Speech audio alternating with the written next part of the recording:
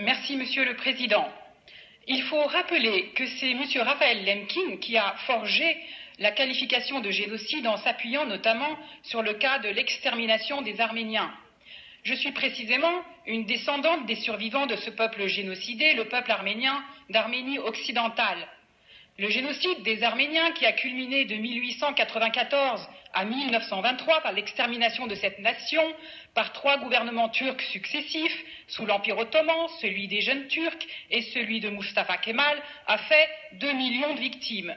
Or, les programmes de massacres génocidaires se poursuivent aujourd'hui sur la population survivante, suivant la définition même établie par Raphaël Lemkin, par la soumission de cette nation à des conditions telles que sa disparition est programmée.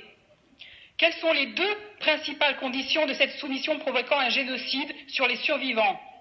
La négation du droit de retour des exilés sur leurs terres ancestrales, l'Arménie occidentale, sous occupation illégale en droit international par les forces armées turques depuis 1920, et l'oppression et la négation du droit à l'existence de la population autochtone survivante en Arménie occidentale.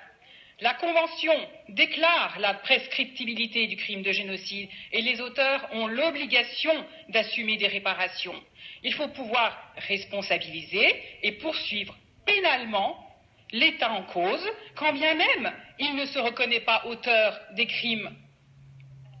Durant la conquête coloniale du Nouveau Monde, entre guillemets, des Amériques en 492, les conquistadors espagnols, âpres, durs et dominés par un appétit féroce pour l'or et l'argent, ont débarqué en terre et territoire des civilisations des Amériques et ont exterminé des millions d'Indiens.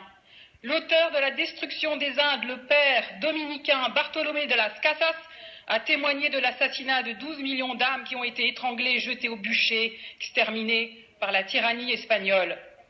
De fait, les crimes de génocide n'ont jamais cessé et se poursuivent sur les survivants. Je vous remercie.